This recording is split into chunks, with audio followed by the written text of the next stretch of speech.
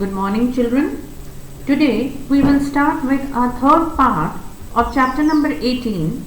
Now, in the previous videos, we have studied that what were the reasons of the price rise. Okay, and in the second part, we have studied that why prices should be controlled. Now, in this part, we will study about the steps taken to control price rise. Now, first of all, if you remember, what was the main reason of price rise? In the first part, I have explained you. जब भी किसी भी चीज़ की demand बढ़ जाती है market में, okay, because of the population or because of any of the reasons, if the demand of the commodity increases, but on the other side, the supply of the same commodity is not on the mark, उतनी supply market में नहीं हो पा रही है, demand ज़्यादा है, supply कम है, then the price of the commodity goes on increasing. Okay, now we see when we compare the rates, we will see in the last so many years, normally all the commodities, the prices have been increased. Now government tries to control these prices. अब कुछ methods government adopt करती है to control the prices. One by one we will study what are the different steps taken by the government to control these prices. Now first of all is the monetary measures. Now what does the government do? The Reserve Bank of India takes these measures to control the prices. The monetary measures are taken by Reserve Bank of India. Now first of all, what does Reserve Bank do? It will increase the bank rates. That is the rate of the what we say, जिस पे वो ब्याज देती है या पैसा देती है, तो ब्याज का जो दर होता है वो इंक्रीज किया जाता है by the commercial banks. अब इसमें क्या होगा कि the rate of interest is increased by the government. तो होगा क्या कि suppose I am a middle class person and if I think to take a loan from any of the commercial bank और अब the rate of interest has increased, तो what I will say कि नहीं अब तो rate of interest बहुत बढ़ गया है, मैं अब पैसा ब्याज पे नहीं लूँगा या लूँगी, isn't it? Maybe I postpone that taking of loan. तो what will happen? मेरे हाथ में अब पैसा नहीं आएगा, isn't it? मेरे हाथ में पैसा नहीं है तो मैं कोई चीज़ खरीदूंगी भी नहीं मार्केट से. मुझे अगर लोन लेना होता है सपोज फ्रिज लेने के लिए, पर रेट ऑफ इंटरेस्ट बढ़ गया है, तो व्हाट, मैं अब लोन भी नहीं लिया, तो मेरा जो फ्रिज लेने का जो प्रोग्राम था वो क्या हो गया, पोस्टपोन हो गया. Means my demand has decreased. अगर डिमांड कम हो जाएगी किसी भी चीज़ का तो प्राइसेस कंट्रोल में आ जाते हैं.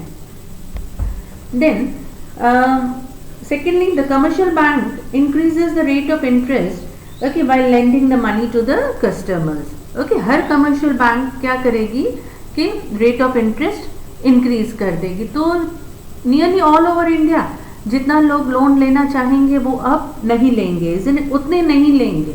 ठीक है, जिनको बहुत ज़्यादा ज़रूरत होगी वो ले लेंगे, बट जो अवॉइड कर सकते हैं वो लोन लेना अवॉइड करेंगे. They will wait for the time period that rate of interest कम हो तो हम लोन लें. Okay. Now secondly, the increase in the rate of interest on the deposits encourages the consumers to invest their surplus funds. Thereby the surplus funds goes out of the circulation. That is what कि जो हमारे पास जो surplus funds होते हैं वो क्या होगा, हम कहीं पे डिमांड नहीं करेंगे, हम क्या करेंगे अपने पास रख देंगे जो हमारा पैसा था, या तो लोन भी नहीं लेंगे, और अगर हमारे पास खुद के पास सरप्लस फंड्स हैं तो वो हम क्या करेंगे, अपने पास बचाकर रख देंगे. वो भी हम कैसे सोचेंगे कि हम बैंक में इन्वेस्ट करेंगे जब बैंक रेट ऑफ इंटरेस्ट बढ़ेगा. ओके. तो गवर्नमेंट जो लोन देने का दर है वो क्या कर देगी, बढ़ा देगी, और जो ब्याज जिस पे इंटरेस्ट दे रही है वो भी इंक्रीज कर देगी. तो क्या होगा कि मेरे पास अगर सरप्लस फंड्स हैं तो I will try to put that money in the bank. मैंने जमा किया हुआ पैसा थोड़ा time I will try to take the have the money in my cupboards. थोड़ा पैसा जमा करके 10,000 20,000 50,000 जितना भी पैसा होगा, अब उसका रेट ऑफ इंटरेस्ट अगर बढ़ा हुआ मिलेगा मुझे तो what I will do, I will go and invest in the bank. Okay. तो मुझे रेट ऑफ इंटरेस्ट ज़्यादा मिलेगा. तो अब क्या हुआ, मेरे हाथ का पैसा कहाँ चला गया, बैंक में। अगर मेरे हाथ में रहता तो शायद मैं खर्च कर लेती, isn't it? पर अब मेरे को ऐसे लालच लगी कि मुझे रेट ऑफ इंटरेस्ट ज़्यादा मिलेगा, तो मैंने क्या कर दिया, बैंक में डाल दिया। लेकिन अब कभी कभार रिजर्व बैंक क्या करती है, withdraws the surplus funds from the market by selling the government securities. The reserve banks हैं, कमर्शियल बैंक है, पोस्ट ऑफिसेज है, they sell the securities. Securities are what, if you have got the in simple words, अगर तुमने सुना हो fixed deposits, okay, वो sell करती है, okay, with the higher rate of interest. तो these securities are what, just a piece of paper giving us the assurance। Government हमको assurance देती है कि तुम सपोज 1 साल 2 साल 5 साल हमारे पास पैसा जमा करो, with the higher rate of interest हम 5 साल के बाद तुम्हें रिटर्न करेंगे। तो अगर मेरे पास ज़्यादा पैसा है तो मैं किस में इन्वेस्ट करूँगी, इन दी सिक्योरिटीज़। मैंने अपना सपोज 50,000 रुपया इन्वेस्ट कर दिया बैंक में, सिक्योरिटीज़ खरीद ली, फिक्स डिपॉजिट खरीद लिया, तो मेरा 50,000 रुपया किधर चला गया, बैंक में चला गया। Means my demand has decreased. Okay, मेरा जो मार्केट में जो डिमांड होगा चीज़ों खरीदने का वो कम हो जाएगा, क्योंकि मेरा पैसा मैंने कहाँ इन्वेस्ट कर दिया है, in purchasing the fix deposits और in purchasing the securities from bank और from post office.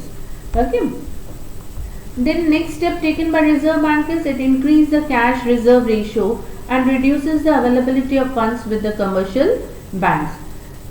Cash reserve ratios are what? It is the fixed amount that the commercial bank has to keep along with themselves, isn't it? Reserve bank है ना, सब commercial banks को बोलती है कि तुमको इतना कैश बैलेंस मेंटेन करना ही है, ओके, और you know that cash balance का अमाउंट वो इंक्रीज कर देते हैं। Suppose in simple terms if I से कि पहले उन्होंने बोला था कि सपोज 2 मिलियन तुमको कैश रिजर्व मेंटेन करना है, अब वो 2 मिलियन के बदले 3 मिलियन कर देती है, तो what will happen, that 1 million ज़्यादा रिजर्व्स हो जाएंगे बैंक के पास। अदरवाइज क्या होता, that 1 million must have been circulated in the market, चाहे लोन दे दिया होता या किसी वे में वो मार्केट में आ गए होते तो लोगों के हाथ में आ जाते और डिमांड इंक्रीज हो जाती। बट अब वो बैलेंस किसके पास ही है, रिजर्व बैंक के पास ही है या कमर्शियल बैंक्स के पास ही है, तो वो बैंक में पैसा रहता है, मार्केट में नहीं आया। मार्केट में नहीं आया मतलब डिमांड कम हो जाती है, डिमांड कम मतलब prices are in control. Okay, now we move to the second point, that is the fiscal measures. Okay, now the first one is the government reduces the public expenditure and it postpones the plans involving heavy expenditure and curbs wasteful expenditures. अगर याद हो तुमको तो in the first part I have explained you कि price क्यों बढ़ते हैं। बहुत बार गवर्नमेंट खर्चा करती है in the planned expenditure and unplanned expenditure। Suppose इतना बड़ा वी कैन से रोड्स बनाए, इंफ्रास्ट्रक्चर बनाया, हॉस्पिटल्स बनाए, गवर्नमेंट अपनी तरफ से बनवाती है, इज़न्ट इट। तो उसमें गवर्नमेंट पैसा खर्च करती है, दे यू नो गवर्नमेंट का पैसा गवर्नमेंट की तिजोरी में से निकल कर कहाँ आ रहा था, मार्केट में आ रहा था। मार्केट में आ रहा था मीन्स लोगों के पास आ रहा था, तब डिमांड बढ़ रही थी।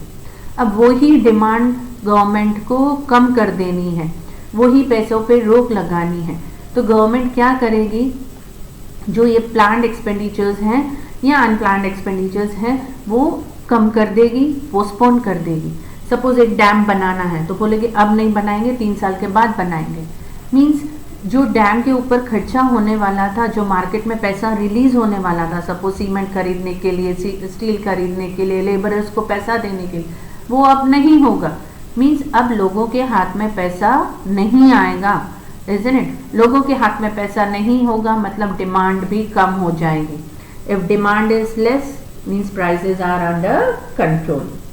Now secondly it increases the level of taxes and imposes you know high taxes, and उसकी वजह से क्या होगा, टैक्स रेट अगर बढ़ जाता है, level of taxes have been increased, तो व्हाट विल हैपन, अगर सपोज मेरा प्रॉफिट 1 लाख रुपया है और टैक्स मुझे 10,000 रुपया देना है, Now government has increased the tax rate from 10,000 I have to pay 12,000, means extra 2,000 rupees I have to pay for taxes.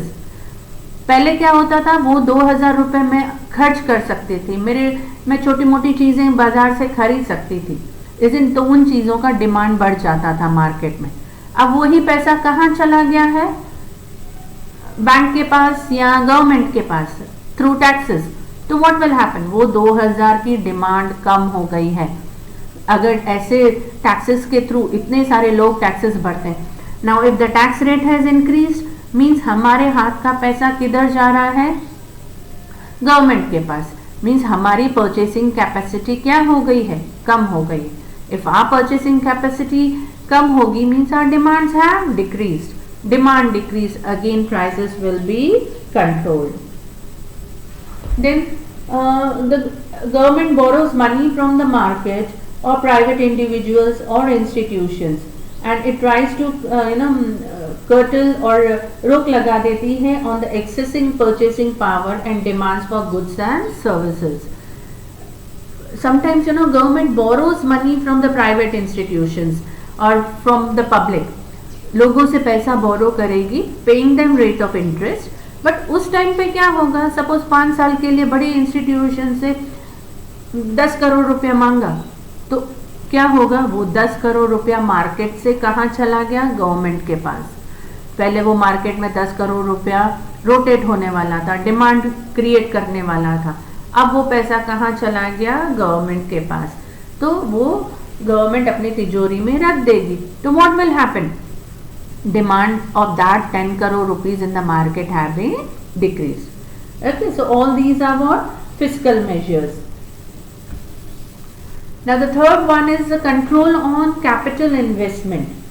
Now this is, we can say, a direct step to curb the price rise. Okay, now the government tries to encourage the productive investments in agriculture and consumer goods industries. Now government try करती है कि जो investors हैं वो ज़्यादा से ज़्यादा किस में इन्वेस्ट करें, इन द कंज्यूमेबल गुड्स और इन द एग्रीकल्चर सेक्टर, उसमें ज़्यादा इन्वेस्ट करके उसका प्रोडक्शन इंक्रीज करें. ओके, एक तो क्या होगा, गवर्नमेंट बहुत सारी सब्सिडीज़ देती है या इन सब पे टैक्सेस कम लेती है कंज्यूमेबल गुड्स के ऊपर या एग्रीकल्चरल गुड्स के ऊपर. कोई अगर उस पर इन्वेस्ट करता है तो उसके ऊपर टैक्सेस कम है. So people will try to start the business of agricultural goods or consumable goods. तो एक तो प्रोडक्शन उन सब चीज़ों का इंक्रीज हो जाता है, मार्केट में वो सब चीज़ें ज़्यादा सप्लाई होंगी. अगर वो सब चीज़ें मार्केट में इजीली अवेलेबल हैं तो उनके प्राइजेस क्या हो जाएंगे, कम हो जाएंगे. Right. And secondly what will happen, लोगों का पैसा जो हाथ में है they will try to invest, वो कहीं ना कहीं अपना पैसा इंडस्ट्रीज में लगाएंगे. ओके, तो वो रोक आ जाती है कुछ टाइम के लिए, लोगों के हाथ से पैसा कहीं ब्लॉक हो जाएगा, कहीं इंडस्ट्रीज में लग जाएगा. यस, इंडस्ट्रीज विल रिटर्न्स तो देगी but may be after 2 years, may be after 3 years, तो वो रोक आ जाएगा पैसों का. And secondly the supply of consumable goods या agricultural goods will increase in the market. और इन सब चीज़ों का अगर मार्केट में सप्लाई इंक्रीज होता जाएगा means prices of that things will go on reducing. Now the next point is price regulation and rationing, that is the public distribution system. Now government tries to control the prices, regulate करती है prices, तय करती है prices. And rationing system, you have heard the word ration. Okay. Now this price regulation and rationing was introduced in India for the first time during the Second World War and it continued till 1972 when India became self-sufficient in production of food grains. Now to control the prices, the essential communities or the prices of the essential we can say commodities. Okay, these commodities are easily available to the middle class or to the poor class people through what? Through ration shops, isn't it? आज तुम अगर market में जाओगे you will see that the price of suppose 1 kg dal is around 80 rupees, 90 rupees, but the same dal, if it is being purchased from a ration shop, it will cost 40 rupees या 30 rupees. Means government tries to supply the necessary commodities, consumable goods at a lower price in these ration shops. Okay, and the poor people, if they have got the ration card, they can go to these shops and buy these commodities at the lower or the subsidized prices. अब जिसने ration shop खोला है, suppose अगर वो normal shop खोलता तो उसको 1 kilo का दाल 80 रुपये में बेचता, means he is earning 80 rupees. अब उसने राशन शॉप खोला है तो he will earn suppose 40 rupees. तो गवर्नमेंट उस राशन शॉप वाले को भी नुकसान नहीं होने देगी. जो डिफरेंस है, सपोज 40 रुपीज़ का डिफरेंस आ रहा है market price and ration shop के प्राइस में, so that difference is paid by the government to that ration shop owner. Okay, वो जो डिफरेंसेस आते हैं प्राइजेस के, वो कौन भरपाई करके देता है to these ration shop owners? Government. Okay, and you know government gives all these subsidies on food grains और ऑन द पेट्रोलियम प्रोडक्ट्स और ऑन द गैसेस. तुम देखते हो गैस सिलेंडर्स आते हैं, उसमें भी सब्सिडीज मिलती हैं, इज़न्ट इट? तो गवर्नमेंट, ये सब ज़रूरी चीज़ें हैं, तो government tries to give subsidies on all the essential commodities. और ये सब चीज़ें अगर इजीली अवेलेबल होंगी मार्केट में तो इन सब के प्राइसेस कंट्रोल में रहेंगे. Now the fifth one is the administered price mechanism. Okay, administered price mechanism is what कि government tries to see या have a look on the prices of all the commodities that are available in the market. और government ने क्या कर दिया है, nearly हर चीज़ का packed goods के MRP लगाना पड़ता है. What is MRP? Maximum retail price. तो उसमें क्या होगा, MRP लिखा हुआ है, means the shopkeeper is not allowed to charge more than MRP, isn't it? तुम चीज़ें खरीदने जाओगे पैक्ड गुड्स में तो तुम देखोगे MRP लिखा हुआ है, that is maximum retail price. That means a shopkeeper will not be able to sell that goods more than that price. तुमको वो चीट नहीं कर पाएगा. Okay, now this was being we can say introduced under Essential Commodities Act 1955.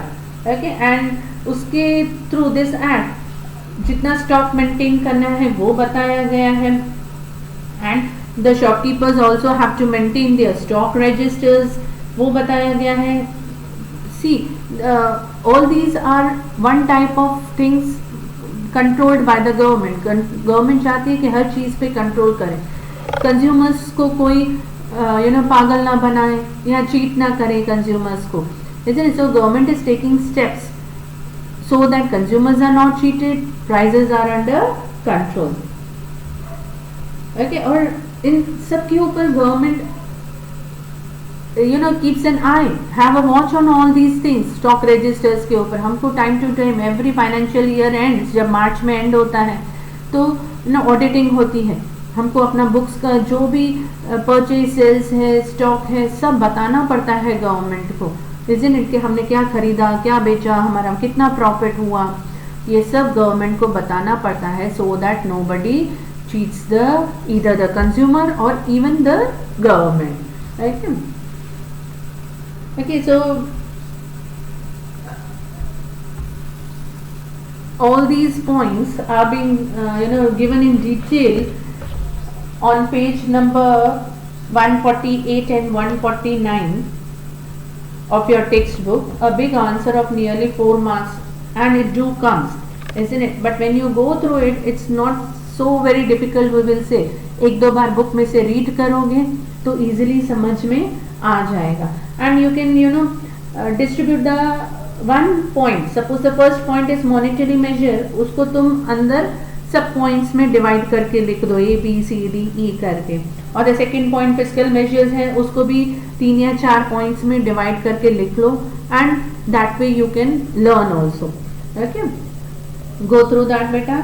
Any problem you can ask me. These are a little bit big chapters and important chapters too. Okay beta, have a nice day. Thank you.